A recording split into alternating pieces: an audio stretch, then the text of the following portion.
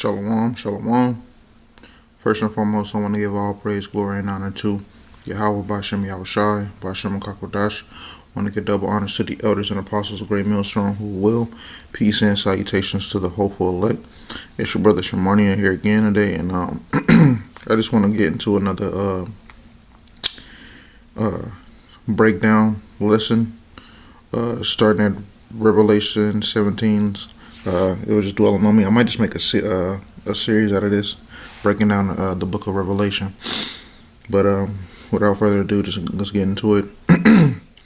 This is Revelation 17:1, and reads, "And there came one of the seven angels, which had the seven vials, and talked with me, saying unto me, Come hither, I will shew unto thee the judgment of the great whore that sitteth upon many waters." Salakia.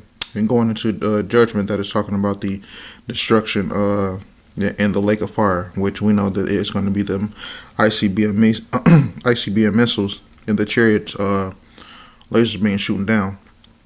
And then when it goes into the talking about the waters, it's talking about going into different people here in America, which we can get that. It goes into the Revelation 15. I think we can just read it just to get clear. And it reads, Revelation 17:15, "And he saith unto me, The waters which thou sawest, where the whore sitteth, are peoples, and the multitudes of nations and tongues." So that's what that the waters was talking about in here in verse 1. Verse 2, with whom the kings of the earth committed fornication, and the inhabitants of the earth have been made drunk with the wine of her fornication. And this is going into all the rulers of here on earth. They committed spiritual fornication, and all the other nations have taken on after the America's way of life. That's what it was going into when it's talking about drunk with the wine of fornication. You see, you can get that in it's another precept to back that up is Revelation 18.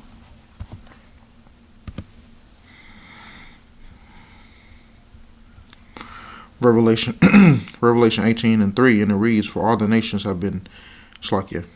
nations have drunk the wine of the wrath of her fornication, and the kings of the earth have committed fornication with her, and the merchants of the earth are waxed rich through the abundance of her delicacies. See, so that's what that was talking about in verse 2 when it goes into to that wine.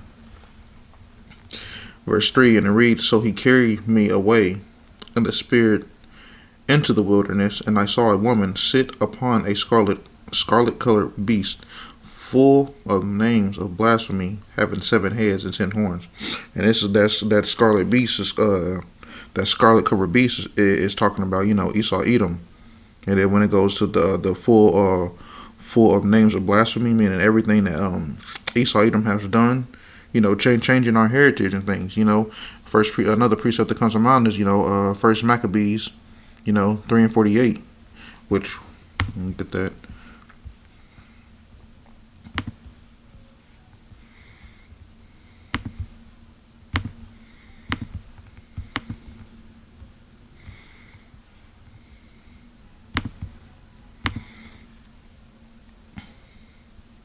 And this is First Maccabees 3:48, and it reads, And laid open the book of the law, wherein the heathen had sought to paint the likeness of their images. You see, when this goes into the iconoclasm, when during the Renaissance here, changing with because changing the paintings, because in Russia they still got them actual paintings of what they look like, but when Esau Edom came back into power, they had to which in the Renaissance era, which Renaissance mean rebirth, they had to change the image of everything.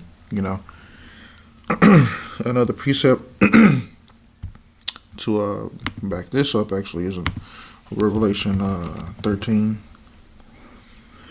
and 6. Slakia.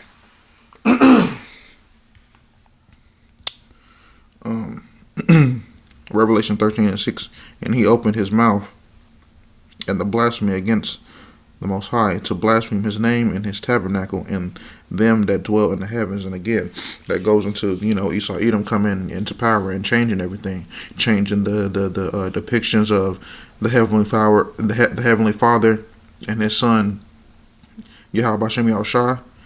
Changing the angels and what they look like, and changing the prophets. This is the evils that Esau Edom has done when they first came into power. Revelation 17:4, and it reads, "And the woman was arrayed in purple and scarlet color, and decked with the gold and the precious stones and pearls, having a golden cup in her hand, full of abominations and filthiness of her fornication." And this is basically going to, when you go into this, is talking about everything that America, Babylon the Great, has stolen.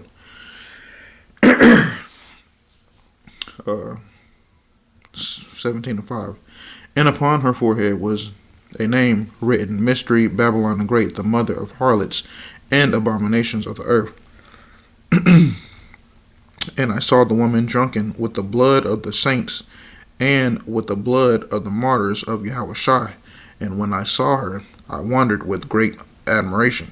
And again, this is talking about all the death that was here in America, going throughout the history, starting with the transatlantic slave trade. That's one example, and all the atrocities Esau Edom has done during that time period.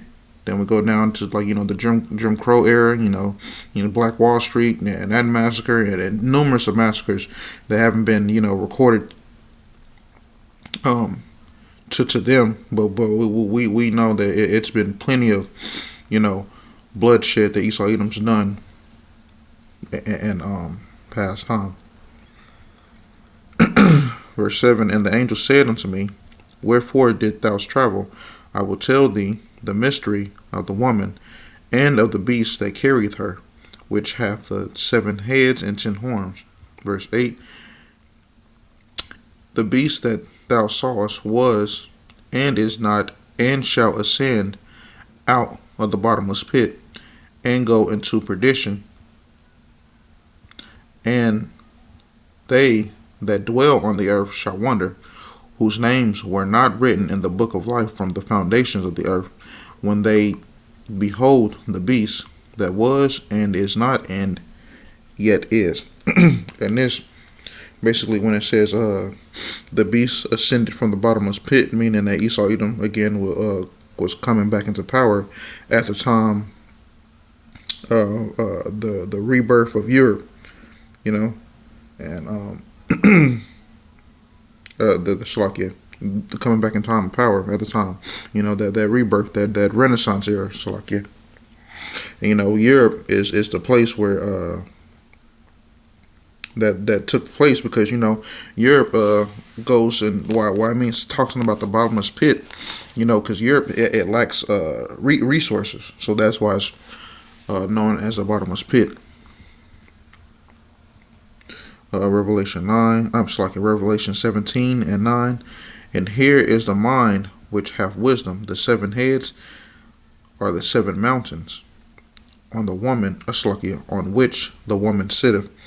And this is that the 7 mountains are are the 7 government structures Esau has rule under, because it goes under, first starts off as Greece, Rome, Spain, France, Germania Minor, and then Great Britain, you see.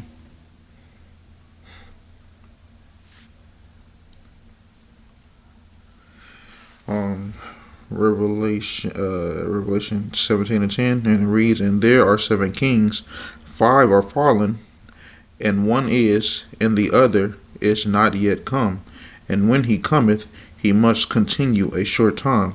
And this is that 5 that fell again are Greece, Spain, France, Germania Major and Minor. And then when it goes and talking about that one is, that's talking about the Roman Empire, that John the Revelator was already in. And when it goes to the other is not yet to come, is Great Britain. and they short, and then when it talks about a short space, because Great Britain, it didn't rule that very long. You see, um, verse 11, and the beast that was and is not, even he is the eighth, and he and is one of the seventh, and goeth into perdition. And this is talking about America, because America came out of Britain, and ultimately, America will be destroyed. Continuing on, verse 12, and the 10 horns which thou sawest are 10 kings, which have received no kingdoms as yet, but receive power as kings 1 hour with the beast. And this is going into EU and the 10 nations, because when you go into that, the Treaty of Rome, that's what started NATO and the EU, and it brought Esau Edom back into power. You see, so like here.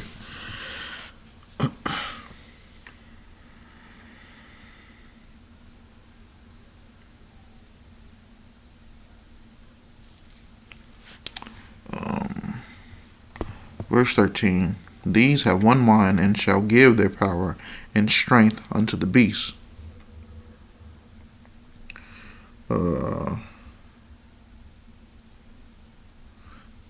Continuing on, these shall make war with the Lamb, and the Lamb shall overcome them, for he is the Lord of lords, kings of kings, and they that are with him, are called, and chosen and faithful. And this is going into the military. Well, I can read verse 15 to sum it up again. It goes with it. And verse 15, and he saith unto me, the waters which thou sawest where the horse sitteth are peoples and multitudes and nations of people. So from verse 13 to 15, this is basically going into how the military will try to fight Yahweh Shah, but ultimately we know that they're going to lose during the time, because they know that they're going to lose, because they're seeing, just hypothetically speaking, well, they're seeing an angelic being, destroying the shit that their military arsenal and everything. They don't stand a chance, but the Lord is going to put the spirit on these people to try to fight back. But and again, they're going to ultimately lose. You see.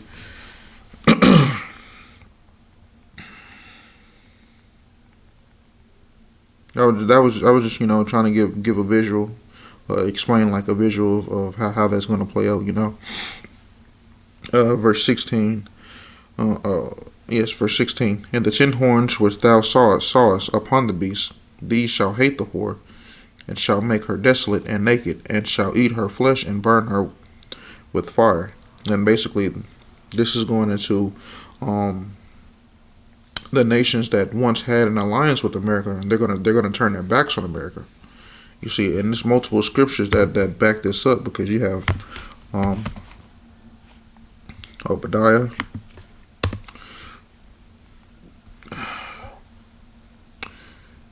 This is Obadiah 1:7, and it reads, all the men of thy confederacy have brought thee even to the border. The men that were at peace with thee have deceived thee and prevailed against thee. They that eat thy bread have laid a wound under thee. There is none understanding in him. Verse 8, shall I not in this day, saith the Lord, even destroy the wise man out of Edom, understanding out of the mount of Esau? And this is basically going to, when you go back to verse 7, breaking this down, America is being deceived right now. And again, all it says is when you go into this and you read it, all the nations again will end up turning on Babylon the Great, which is America.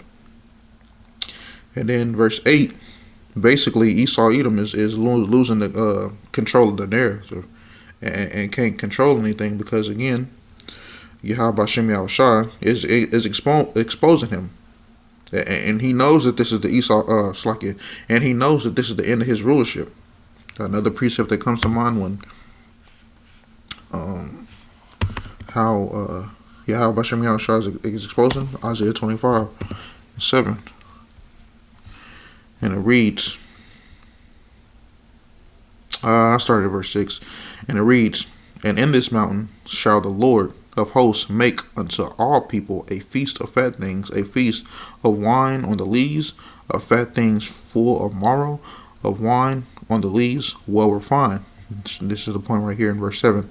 And he will destroy in this mountain the face of the covering cast over all people, and the veil that is spread over all nations. And again, this is basically going into verse 7 is breaking down how Yahweh Shem Yahushua is going to destroy all the lies, all the deceitful things that Esau Edom has pushed a narrative over the people. He's going to destroy that, and the truth is going to come out. Every day right now in real time, we see every day Esau Edom being exposed. With the Epstein files. Everybody that used to call us people conspiracy theory, that's not. After the files came out, that proved, even though we knew that it was true, that proved that there's no such thing as conspiracy theories. That they were speaking actual facts of what these elites was doing. But the simple minded, they're not going to take heed to that. And it's so-called crazy because you had one politician, I forget her name, but she said something along the lines is, if we if we arrest everyone, the system will crumble. That's bullshit. But that proves that the system in Babylon and the judicial system here in Babylon the Great is corrupted, because only them type of people will get away with shit like that, and they'll try to cover it up for the public.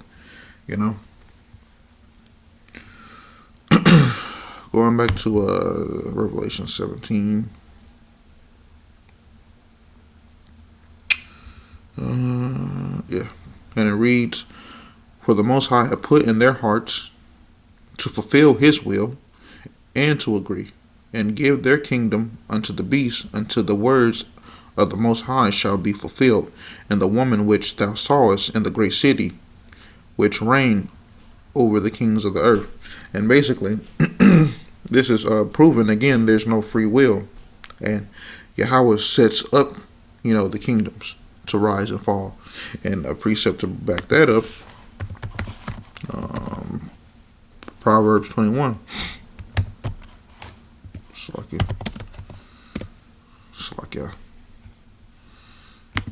Spelled it wrong.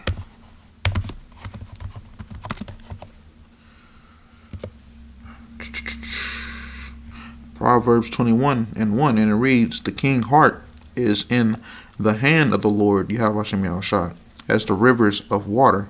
He turneth it whitherso so he will. So again, it is again proven that there's no such thing as free will, and that Yahweh sets up kingdoms. Let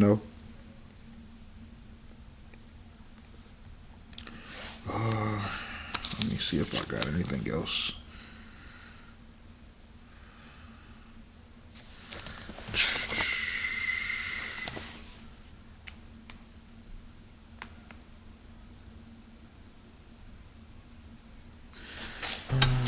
Let me see real quick, Salakia.